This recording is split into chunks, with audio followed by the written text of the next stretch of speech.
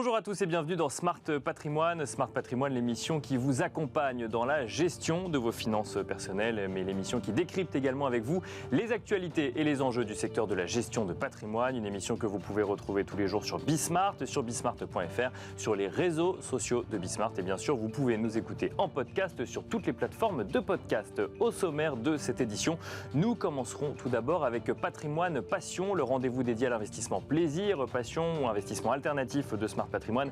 Et en l'occurrence, nous ferons dans un instant un bilan du cours de l'or sur l'année 2023. L'or qui a plutôt bien performé en fin d'année, si on peut s'exprimer en matière de performance quand on parle d'or. Nous en parlerons dans un instant avec François de Lassus, consultant pour Or en Cash. Nous enchaînerons ensuite avec Enjeu Patrimoine, où cette fois-ci le sujet sera autour de la loi Industrie Verte. Nous nous demanderons ensemble quels sont les changements pour les épargnants, quels changements cette loi induit pour les épargnants et comment intégrer ces changements dans sa stratégie d'épargne. Nous en parlerons avec Stéphanie Moget, gérante privée au sein de la financière d'Uzès, mais aussi avec Laure Delahousse, directrice générale de l'AFG.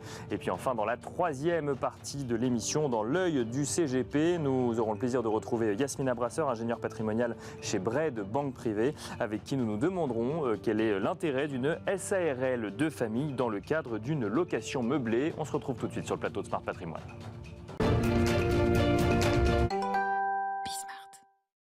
Et c'est parti pour Patrimoine Passion, le rendez-vous dédié à l'investissement plaisir, passion ou alternatif de Smart Patrimoine. Et en l'occurrence, nous allons faire un focus en ce début d'année sur le cours de l'or. L'or qui, à l'heure actuelle, est au-dessus des 2000 points, au-dessus même des 2050 points. Pour en parler, nous avons le plaisir de recevoir sur le plateau de Smart Patrimoine François de Lassus. Bonjour François de Lassus. Bonjour. Bienvenue sur le plateau de Smart Patrimoine. Vous êtes consultant pour Or en Cash. Est-ce qu'on peut commencer par tirer un premier bilan du cours de l'or sur l'année 2023, qui a connu plusieurs mouvements, que ce soit sur cet actif ou sur d'autres? Oui. Alors, en ce qui concerne l'or, le bilan, si on le tire à la fin de l'année, il a gagné 15% en dollars et il a gagné 11% en euros. Et il a atteint un record au fixing de Londres de l'après-midi de 2078 $ le 28 décembre. Donc il a clos l'année avec juste un avant record. La fin de l'année. Ouais. Voilà.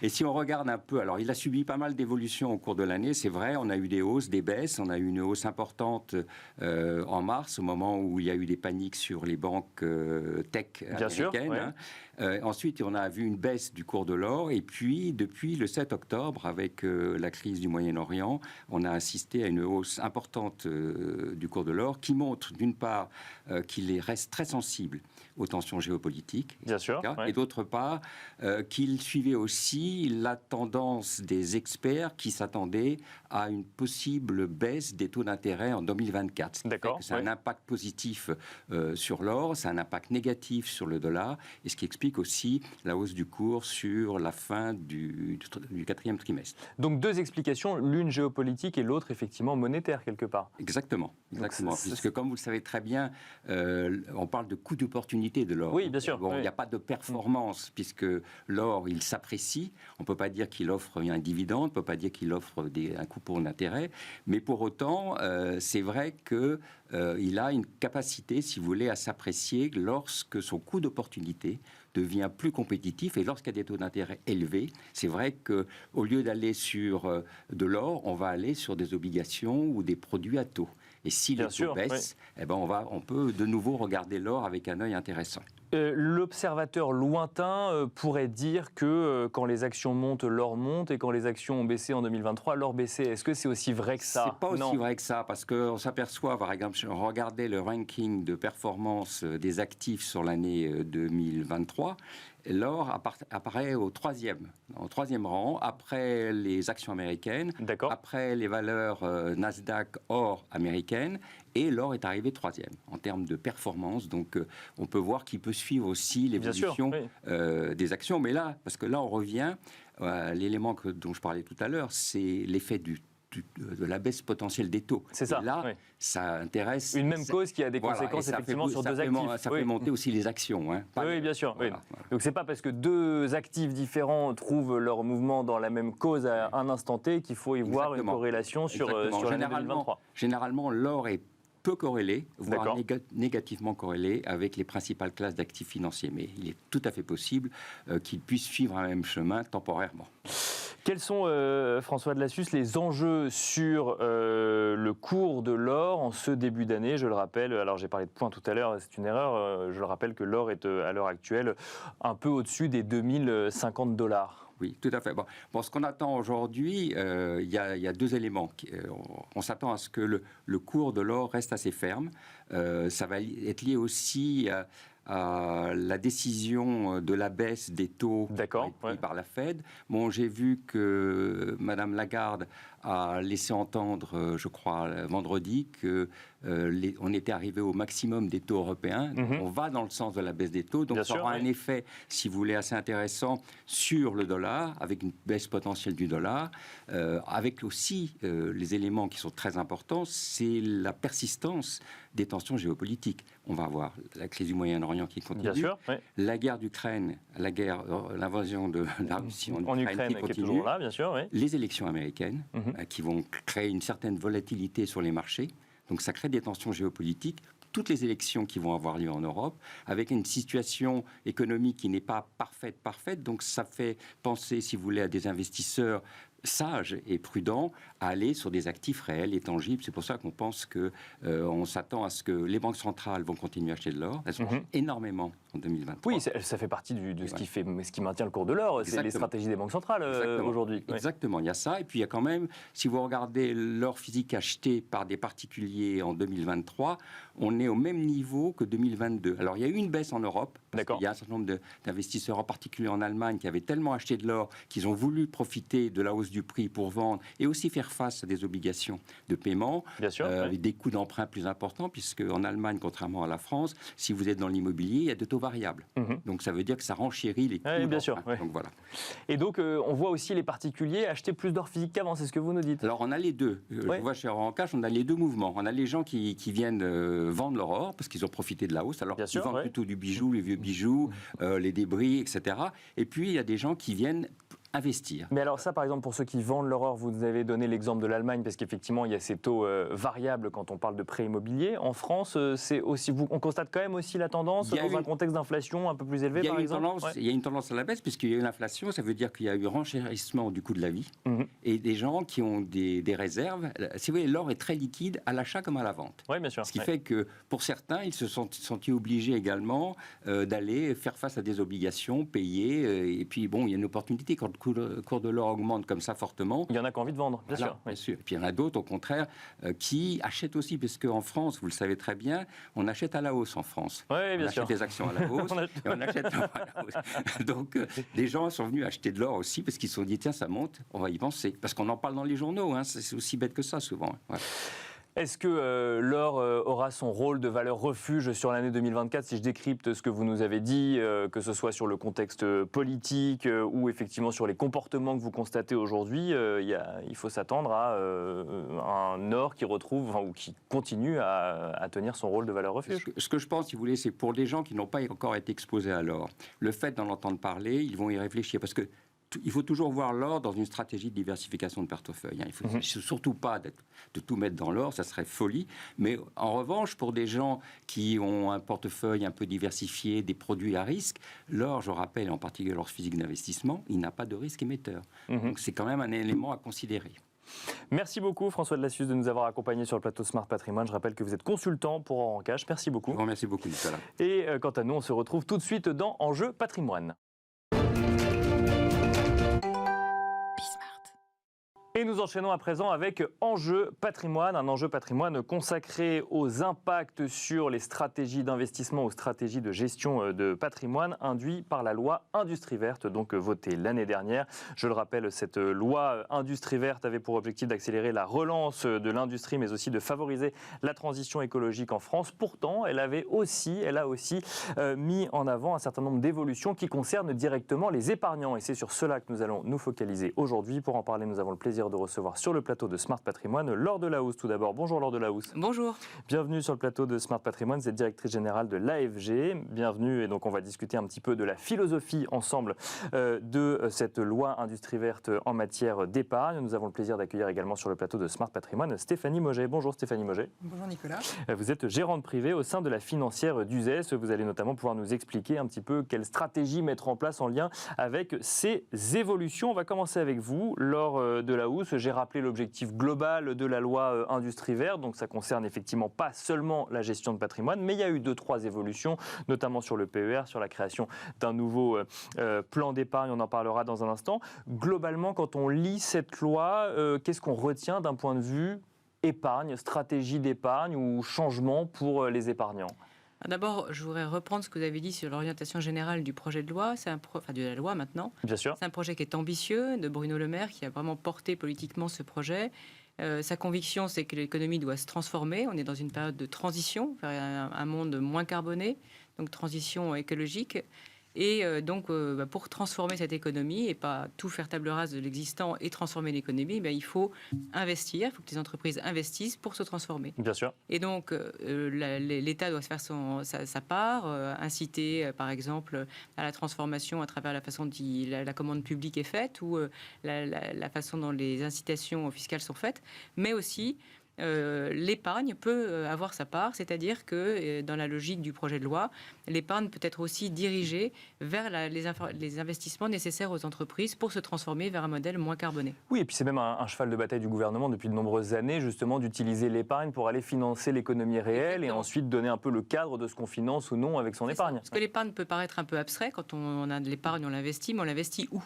Et finalement, on peut donner du sens à son épargne, on peut diriger son épargne vers aussi ses convictions. Bien sûr. Et donc, l'idée de la loi industrie verte pour la partie épargne, c'est de participer justement à cet effort généralisé de transformation de l'économie vers un modèle moins carboné. Et c'est pour ça qu'on a vu des évolutions sur le PER, qu'on a vu la création d'un nouveau plan d'épargne. On en parlera, le plan épargne avenir climat. Juste avant, là pour le coup, c'est quelque chose que tous les épargnants ne connaissent pas forcément, c'est LTIF. Laure Delahousse, on va continuer avec vous. Alors, LTIF, pour ceux qui ne connaissent pas, on parle de Fonds européen d'investissement à long terme. Donc là aussi, financement de l'économie réelle. Ça a été créé en 2015 et pour autant, la loi industrie verte apporte des changements. Est-ce qu'on peut redonner un petit peu le cadre pour ceux qui nous écoutent ? Effectivement, on parle d'investissement français, mais aussi parfois d'investissement européen sur le long terme. Il y a plusieurs stratégies qui se mettent en place concrètement. Comprendre. Il faut comprendre que l'LTIF, le fonds de long terme, ça n'est pas une enveloppe fiscale, c'est simplement un type de fonds juridique déterminé dans le Code monétaire et financier qui permet, avec certains ratios, d'investir dans l'économie réelle, dans les entreprises, dans l'immobilier en particulier. Et l'objectif, c'est de diriger des classes d'actifs, l'épargne, dans des classes d'actifs qui sont généralement non cotées. Classes d'actifs au niveau européen, pour le coup. Alors, le fonds est créé au niveau européen, mais on peut investir partout, dans tous les actifs européens, disons. D'accord. Et dans des classes d'actifs qui sont jusqu'ici plutôt réservées à des investisseurs institutionnels. Donc là, l'idée, c'est de rendre plus populaire, de démocratiser en fait l'investissement dans des classes d'actifs comme le capital investissement, mais aussi les PME cotées, les infrastructures et l'immobilier.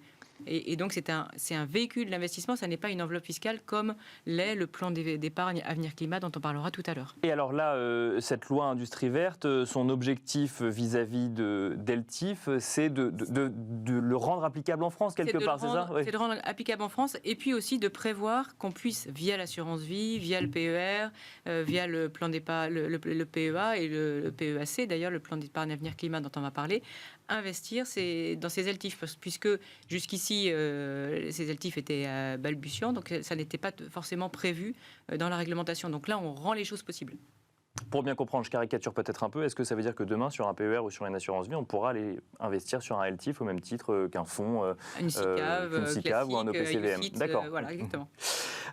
Stéphanie Mauget, alors peut-être première réaction sur ce sujet, avant d'aller effectivement sur le PER spécifiquement ou d'autres types de placements. La démocratisation voulue par le gouvernement de ces LTIF qui sont quand même assez peu connus, on peut le dire, au niveau des épargnants. Est-ce que c'est un changement majeur aujourd'hui ou au contraire, c'est un produit de plus sur une palette, mais il faudra qu'il soit connu pour que les épargnants le demandent? Alors un peu les deux. Je pense qu'on va dans la continuité d'une plus en plus grande attention du public aussi qui veut voir dans quoi son épargne va être investie. Bien sûr. Aujourd'hui, je pense que vous avez aujourd'hui effectivement une sensibilisation des clients, des épargnants sur ces sujets-là. D'abord, on va leur demander aujourd'hui quelles sont leurs appétences et leurs envies d'investir dans des sujets d'ESG, Bien sûr, environnementaux, sociétaux et de gouvernance. Et donc aujourd'hui, effectivement, les inciter de plus en plus à souscrire dans leur contrat d'assurance vie, dans les PER, à une proportion qui sera évidemment adaptée en fonction du profil de chaque client, va être quelque chose de très positif et amènera à soutenir les entreprises et la transition énergétique dont on a évidemment besoin parce que l'urgence climatique est là. Je pense que c'est pas, Quand on voit des initiatives françaises d'un côté, des initiatives européennes de l'autre et effectivement des volontés d'agir ensemble, mais aussi du coup des initiatives qui sont pour l'instant concomitantes, est-ce que on arrive quand même à expliquer à l'épargnant final que ce dans quoi il doit investir et ce qui correspond forcément à sa stratégie d'investissement, ou est-ce que l'épargnant il a besoin d'être rassuré par un traitement médiatique par exemple et que du coup il préfère investir dans ce qu'il a lu dans tel ou tel journal? Certainement qu'il y a un grand travail de pédagogie parce que vous avez raison, les labels sont nombreux, sans doute trop nombreux à ce jour. Effectivement, il y a des cohabitations de labels européens, des labels dans chaque pays. On n'a pas les mêmes labels en France, en Allemagne, en Belgique. Donc voilà, c'est encore un sujet qui est assez neuf, mais qui est en train de s'harmoniser. Effectivement, LTIF est une manière peut-être de démocratiser une stratégie d'investissement. Évidemment qu'après, quand l'épargnant décide de faire tel ou tel choix d'investissement, il sera... le conseiller, et que ce soit son banquier, son gérant de patrimoine, son CGP, évidemment, c'est important de bien préciser quelles sont ses attentes, son horizon de placement. Et c'est pour ça qu'on a ce changement, sans doute dans le PER, avec la gestion profilée à horizon. L'idée étant de constituer l'épargne de sa retraite qui sera petit à petit, effectivement, investie au tout début le plus possible dans des classes d'actifs peut-être un peu plus risquées et dynamiques, et puis au fur et à mesure que l'échéance de la retraite se précise, qui sera convertie dans des solutions plus liquides, plus de monétaire, ou en tout cas d'actifs peut-être un peu moins risqués pour sécuriser l'épargne de toute une vie de travail au moment de la retraite. Il est là le grand changement justement sur le PER lors de la hausse, c'est de faire comprendre et déjà de rendre possible et de faire comprendre qu'on peut aller investir dans l'économie réelle à un moment où on investit sur un PER pour préparer sa retraite, mais que c'est de l'argent dont on n'aura pas besoin tout de suite, c'est de l'investissement de long terme. Donc on peut se permettre peut-être d'aller investir, prendre un peu plus de risques pour aider les entreprises françaises. En fait, aujourd'hui, le PER, ou tout produit d'épargne, il est investi dans l'économie réelle. Oui, bien sûr. Il y a forcément une entreprise, il y a forcément l'État, et l'État, c'est aussi l'économie.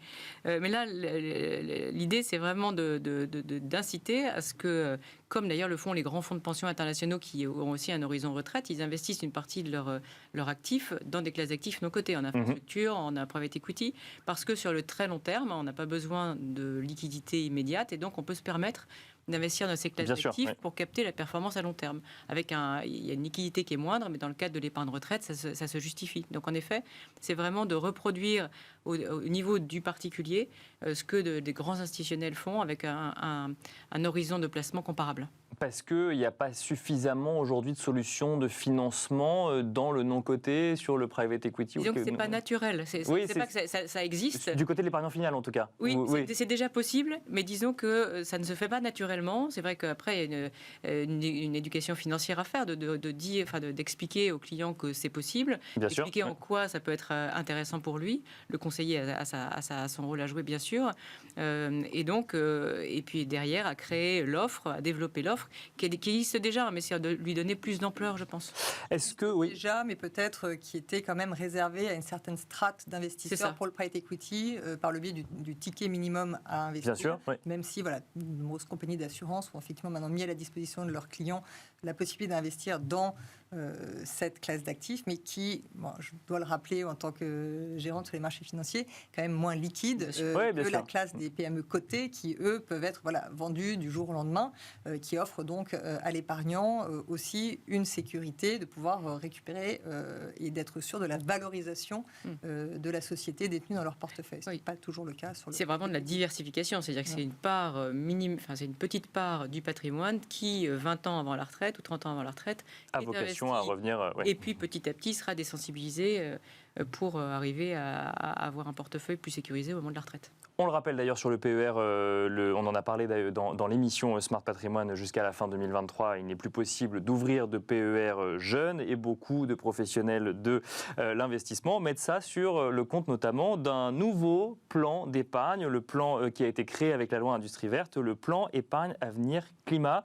Peut-être qu'on peut le définir avec vous dans un premier temps lors de la housse et voir comment l'utiliser ensuite avec vous, Stéphanie Mauger. Alors, le plan d'épargne avenir climat, c'est un nouveau en effet véhicule d'épargne qui est une alternative en fait au livret A pour les enfants. C'est-à-dire que quelquefois, des parents ouvrent au moment de la naissance de l'enfant, ou voire avec l'aide des grands-parents, un livret A pour l'enfant pour qu'il ait, au moment quand il commence à avoir des études qui coûtent un peu cher, participer à ses études, Bien ou sûr. à son logement, ou à l'achat d'un véhicule, au moment de sa majorité. Or, quand on a 20 ans devant soi ou 18 ans devant soi, puisqu'on pourra faire des versements jusqu'à 18 ou 21 ans, on a une longue période. Et donc, c'est le moment justement d'investir sur des classes d'actifs peut-être plus risquées sur le court terme, mais plus rentables sur le long terme. Et donc, d'investir dans les vraies entreprises. Et l'idée du plan d'épargne avenir climat, c'est d'investir en plus dans des entreprises qui vont se transformer. Alors, dans des Bien fonds, sûr, en fait, des fonds qui vont investir eux-mêmes dans des entreprises qui se transforment. Et ça, c'est l'idée du gouvernement, avec une fiscalité qui est celle du livret A. Ça va être le plafond du livret A et la fiscalité du livret A, donc très intéressante. À la sortie, pas de fiscalité du tout, ni prélèvements sociaux, ni impôts sur le revenu, sur les plus-values. Donc c'est le même fonctionnement qu'un livret A, mais on n'investit pas dans les bailleurs sociaux, on investit dans, j'allais dire l'économie réelle, mais vous allez me reprendre, mais en tout cas dans, voilà. dans les entreprises, en fait, dans les entreprises qui se transforment. Et donc on va retrouver le label ISR, le label Greenfin, qui sont deux labels qui sont qualifiés pour investir justement dans ces types d'entreprises qui investissent eux-mêmes dans leur transition. Le label Greenfin, c'est un label qui labellise des fonds qui sont investis déjà dans des entreprises qui sont déjà vertes. Bien sûr. Mais c'est moins de 5% de notre économie aujourd'hui, ce qui est déjà vert. Hein. Et le label ISR, lui, il va investir dans des entreprises qui se transforment, qui sont en transformation, qui ont des plans de transition qui montrent la crédibilité de leur démarche de transition. Stéphanie Mauger, comment est-ce qu'on peut utiliser un produit comme celui-là à l'heure où tous les épargnants, ou en tout cas beaucoup d'épargnants, demandent peut-être d'ajouter une touche de valeur sociale ou de valeur environnementale ou de gouvernance également dans les investissements? Alors ce qui est sûr, c'est que les jeunes sont très très demandeurs de plus de vert, de plus de gouvernance et de respect des règles sociales. Bien sûr. Donc aujourd'hui, il y a toute une typologie d'actifs qui sont éligibles. Alors aujourd'hui, le décret d'application n'est pas encore paru, donc on ne sait pas encore exactement la liste des sociétés ou des fonds. Effectivement, vous évoquiez deux labels qui existent déjà et qui permettent à des gérants de faire une sélection de ces valeurs qui respectent déjà beaucoup de critères. Donc, on va très bientôt savoir quels seront ce qu'on pourra faire concrètement. Exactement mettre dans ce nouveau plan d'épargne. Et donc, aujourd'hui, ce qui est sûr, c'est que ça permettra de mettre en portefeuille des sociétés qui seront, on l'espère, les gagnantes de la transition énergétique qui permettront de résoudre en tout cas une partie de notre problème d'émissions de carbone. Donc l'objectif effectivement de cette loi, vous l'évoquiez Laure, c'est vraiment, il y a deux objectifs, c'est à la fois environnemental et économique, c'est de réduire nos émissions de carbone et d'inciter vraiment le financement des sociétés vers leur transition, que ce soit de leur mode de production, de leur outil industriel, ou en tout cas de la manière de faire le business.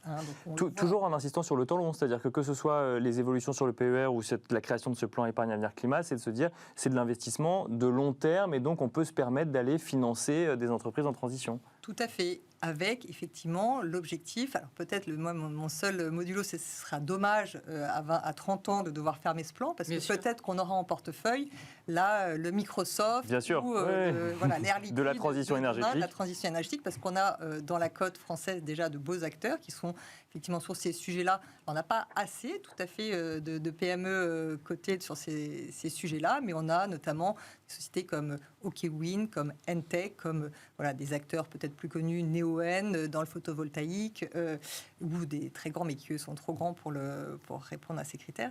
Mais donc voilà, l'idée c'est vraiment d'élargir l'écosystème et de pouvoir offrir plus de support et de financement pour les sociétés de demain. Merci beaucoup mesdames d'avoir répondu à nos questions sur le plateau Smart Patrimoine et on se retrouve nous tout de suite dans l'œil du CGP. Et nous finissons cette émission avec l'œil du CGP. Nous allons évoquer ensemble les différentes manières de faire de la location meublée. Si l'investissement via une SCI est le plus connu, il est également possible d'investir via une SARL. Pour en parler, nous avons le plaisir de recevoir sur le plateau de Smart Patrimoine Yasmina Brasseur. Bonjour Yasmina Brasseur. Bonjour Nicolas. Vous êtes ingénieur patrimonial au sein de Bred Banque Privée. Alors effectivement, lorsque l'on veut faire de la location meublée, il est le plus couramment utilisé, la manière la plus courante de faire, c'est de monter une SCI, mais ça n'est pas la seule manière. Il existe aussi une SARL qui existe pour tout type d'activité et ça peut aussi servir à faire de la location meublée. Exactement. Alors c'est vrai qu'on a tendance à se dire, j'ai un patrimoine immobilier où je commence à le constituer, je vais faire une SCI. Bien sûr. C'est vraiment l'outil le plus classique. Sauf que dans une SCI, lorsque vous faites de la location meublée, vous êtes automatiquement du coup sous l'impôt sur les sociétés, ce qui n'est pas forcément intéressant. Là où la SARL de famille est intéressante, c'est au niveau de sa fiscalité. D'accord. Donc la SARL de famille sera à l'impôt sur le revenu pour les recettes générées par la location meublée. D'accord. Ok.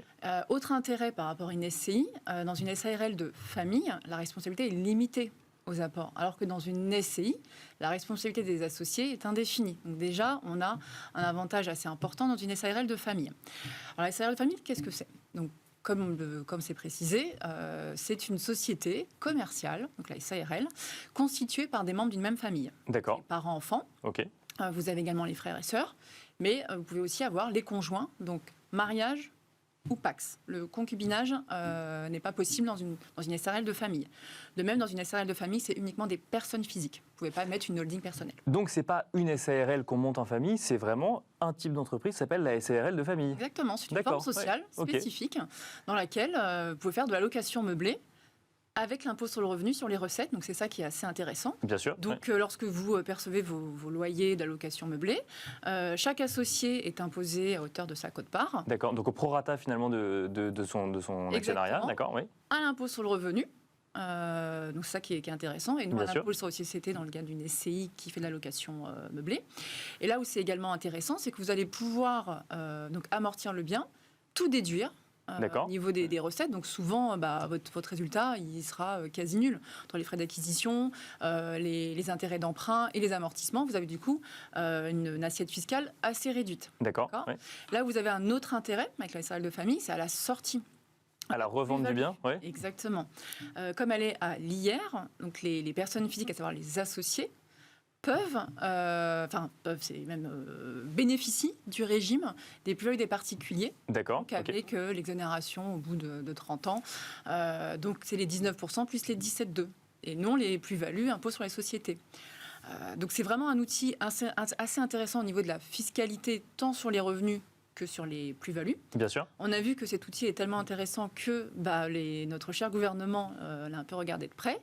Donc il y a une volonté, mais ce n'est pas passé, donc, lors de la loi de finances pour 2024, de faire en sorte que les amortissements soient également réintégrés dans le calcul de la plus-value. D'accord. Oui. Mais ce qui viendrait changer quand même 2-3 choses au niveau fiscalité. Là, on perd quand même l'intérêt.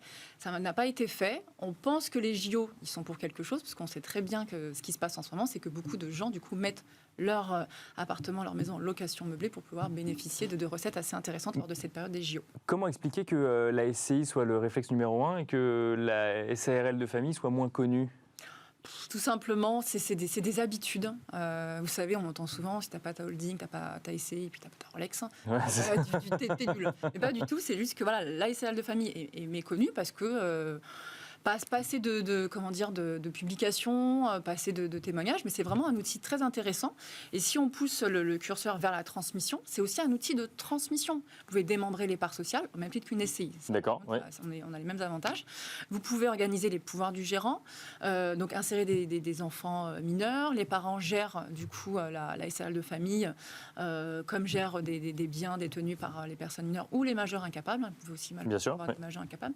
Donc c'est aussi un outil de transmission très intéressant. Donc vous avez l'aspect fiscal des revenus et plus-values, plus l'outil de transmission qui fait que la SARL de famille peut être beaucoup plus puissante sur la location meublée que la SCI. Alors après, il y a des petits points d'attention quand même à avoir en tête. Très rapidement. Attention, la SARL de famille, c'est exclusivement une activité commerciale. Bien sûr. Donc location meublée, par exemple. Si vous louez des parkings, c'est une activité civile. Donc, vous pouvez donc on ne peut pas le faire, d'accord. Exactement. Ouais. Autre point d'attention, lorsque la SARL de famille a été constituée par un couple marié qui a divorce, si dans les 6 mois du prononcé du divorce, il n'y a pas régularisation, c'est-à-dire vente départ social à un autre membre de la famille, le régime tombe. Oui, donc c'est quand même très encadré. C'est ce qu'il faut retenir. Merci beaucoup Yasmina Brasseur. Je rappelle que vous êtes ingénieur patrimonial au sein de Bray de Banque Privée. Quant à nous, on se retrouve très vite sur Bismart.